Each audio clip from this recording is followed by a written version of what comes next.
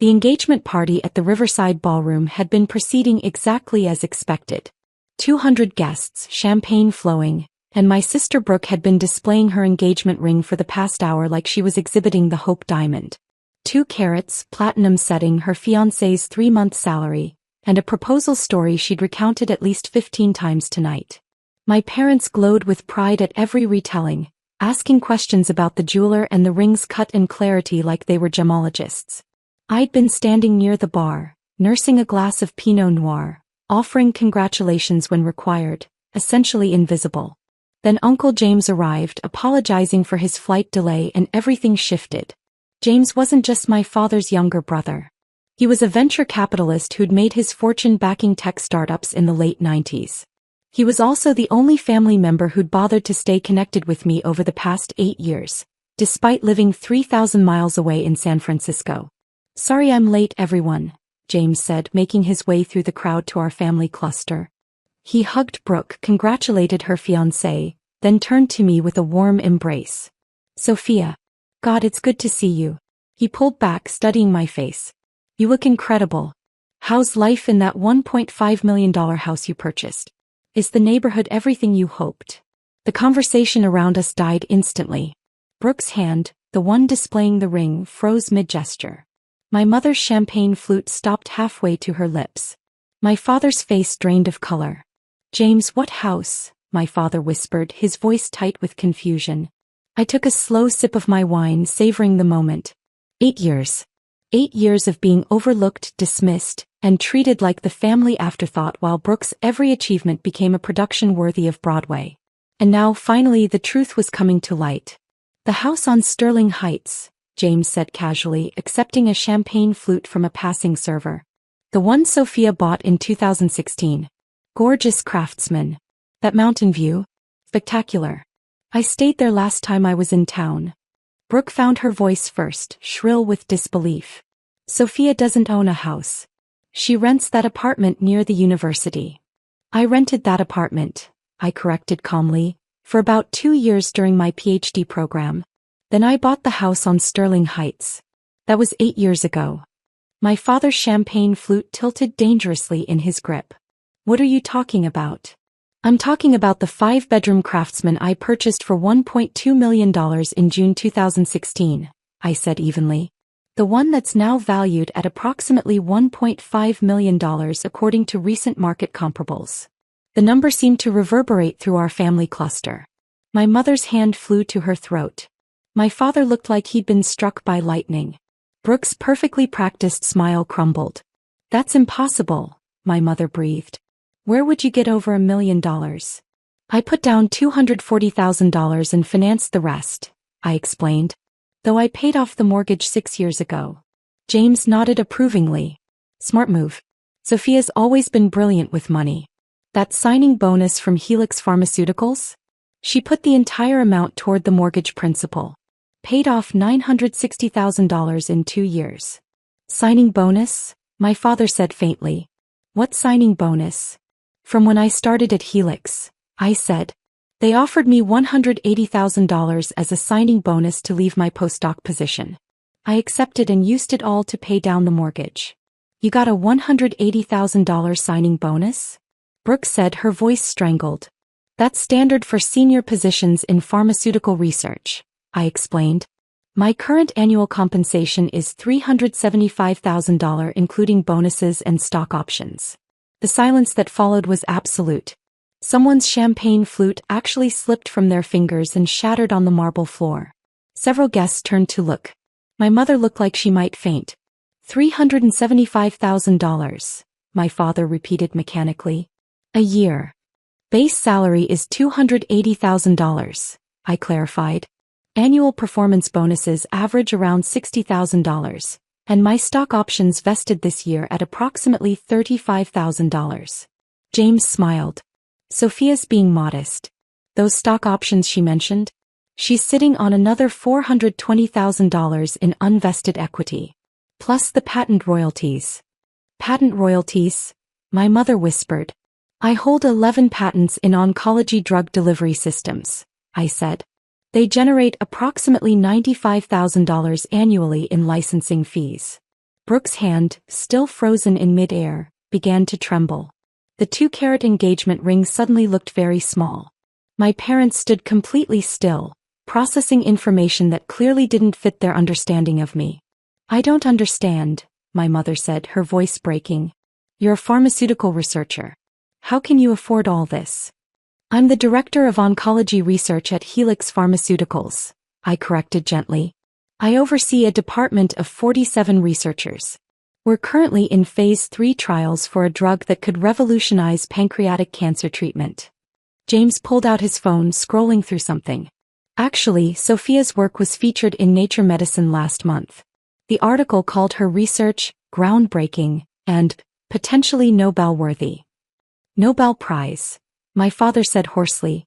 "It's early to talk about that," I said, uncomfortable with the speculation. "But the research is promising. If the phase 3 trials succeed, we could save thousands of lives annually." Brooke found her voice sharp and defensive. "Why didn't you tell us about any of this?" "I did tell you," I said quietly. "Multiple times. You didn't listen." "That's not true," my father protested. James set down his phone. "Actually, it is true. I have the emails Sophia sent me about it. November 2016. Told Mom and Dad about the house. Dad said I was being financially irresponsible.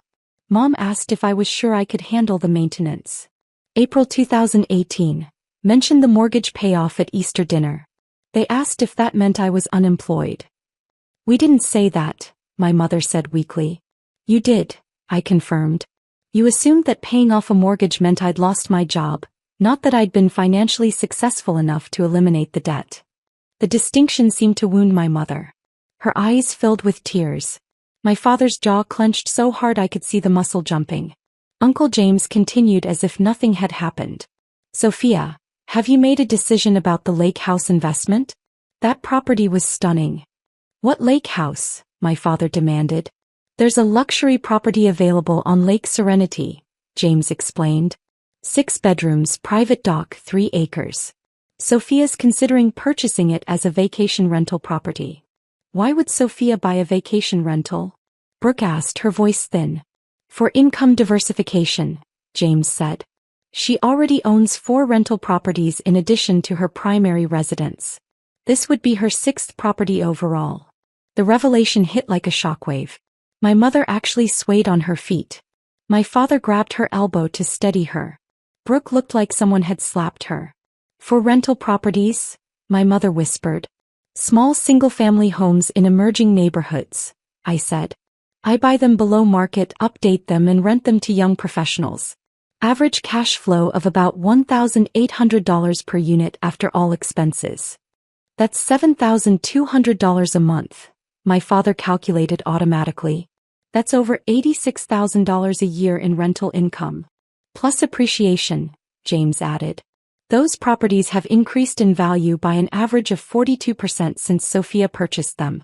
Her total real estate equity across all properties is approximately $2.1 million. The numbers kept landing like artillery shells. Brooke's engagement ring hand dropped to her side, forgotten. My parents stood frozen, trying to process a version of their daughter that didn't match the one in their heads.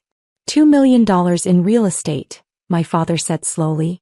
"That's just the real estate," James corrected.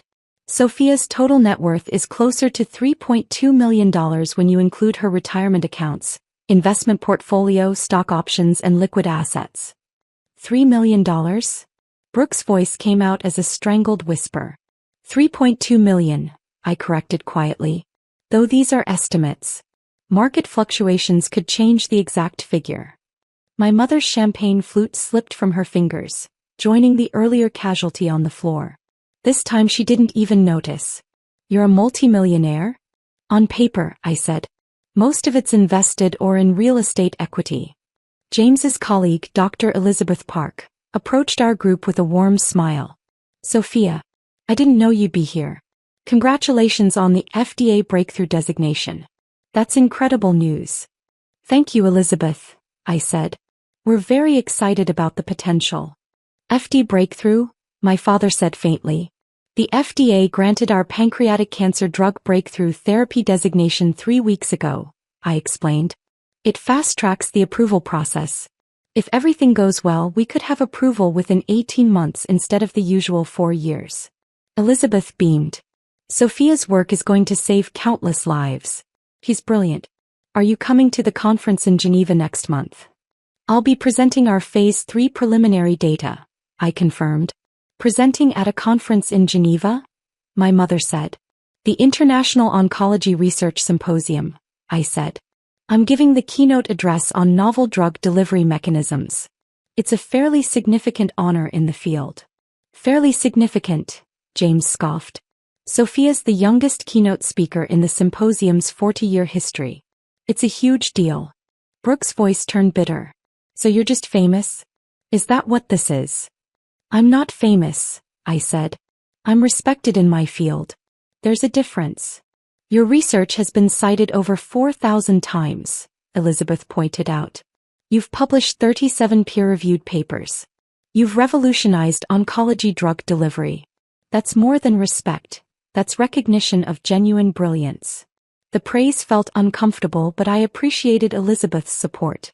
My parents looked shell-shocked. Brooke looked like she was going to be sick.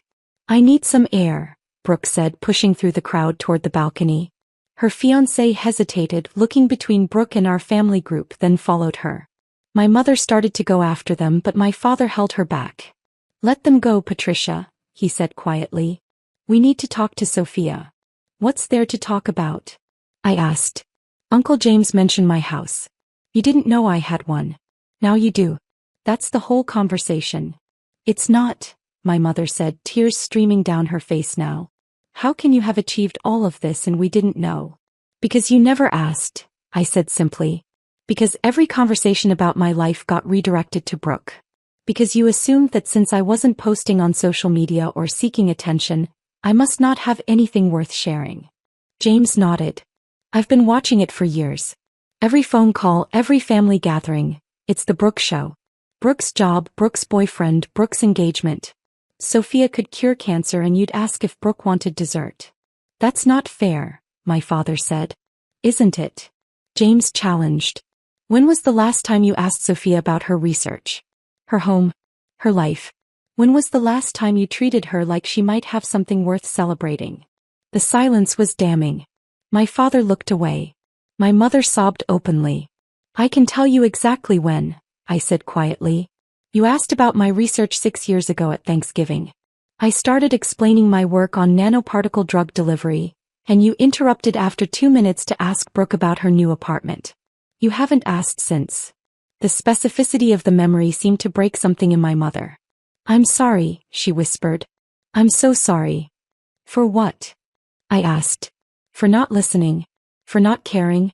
For spending 8 years treating me like I was less important than Brooke. We love you both equally, my father insisted. Do you? I asked. Can you tell me what company I work for? What my job title is? What disease I research? Where I live? Anything about my actual life? The silence stretched. My father's jaw worked. My mother's tears fell onto her dress. Helix Pharmaceuticals, James provided. Director of Oncology Research. Pancreatic cancer. 2847 Sterling Heights Drive. Sophia oversees breakthrough drug development that could save thousands of lives annually. We should have known all that, my mother said. Yes, I agreed. You should have. My father's voice came out rough. What do you want from us, Sophia? Nothing, I said and realized it was true. I wanted you to be proud of me. I wanted you to be interested in my work. I wanted you to see me. But I stopped wanting that about 4 years ago when I finally accepted it wasn't going to happen. It can happen now, my mother pleaded. Can it? I asked. Or do you just want access to your millionaire daughter?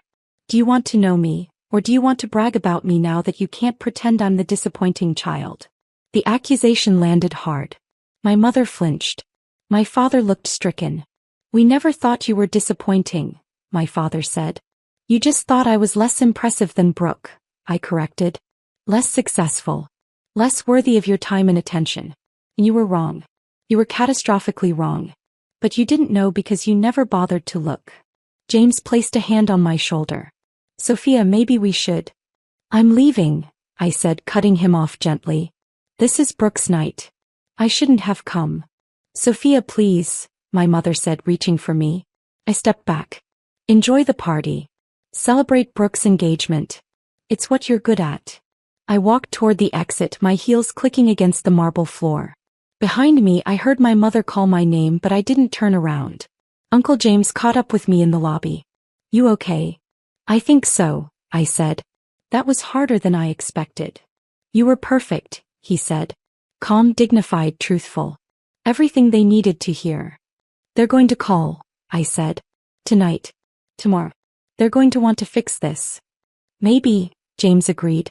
But you don't owe them an easy reconciliation. You've spent 8 years trying to be seen. If they want a relationship now, they need to earn it. What if they can't? I asked. Then you'll be fine, he said firmly. You have an incredible career, financial security, meaningful work that saves lives, and people who actually appreciate you. You don't need parents who only valued you when they learned your net worth. He was right. I knew he was right. But it still ached. Thank you, I said, hugging him. For seeing me. For being proud of me. Always, he said. You're the most accomplished person in this family, Sophia. Don't let their blindness make you doubt that. I drove home to Sterling Heights, to my 5-bedroom Craftsman with its mountain views and custom finishes. To the life I'd built with my own brilliance, my own dedication, my own relentless work. Inside, everything was exactly as I'd left it. The home office where I reviewed research data and wrote papers that advanced medical science. The library filled with medical journals and oncology textbooks. The guest suite where Uncle James stayed during his visits. The master suite with its spa bathroom and walk-in closet. Every room represented a choice I'd made, a goal I'd achieved, a dream I'd realized. Not for my parents' approval. Not for recognition. Just because this was the life I wanted. My phone started ringing. My mother. I let it go to voicemail. Then my father called. Voicemail again. A text from Brooke. You couldn't let me have one night? I set the phone down and walked through my house room by room. The kitchen where I'd hosted dinner parties my parents had never attended. The backyard with its garden where I grew vegetables for the local food bank. The basement I'd converted into a home gym and meditation space. The anger I'd expected didn't come. Instead, there was just clarity. Clean, cold, liberating clarity. I'd built something extraordinary. I'd achieved financial independence, professional recognition, and meaningful impact. I was revolutionizing cancer treatment. I was on track for achievements my parents couldn't even comprehend. And I'd done it all without their knowledge, support, or approval. Which meant I didn't need those things to succeed. I never had. Tomorrow there would be more calls. More attempts at reconciliation. More demands that I make them feel better about their failures. But tonight I stood in my $1.5 million house, surrounded by 8 years of quiet achievement, and let myself feel the full weight of what I'd accomplished. Without them. Despite them. In spite of them. And it was magnificent.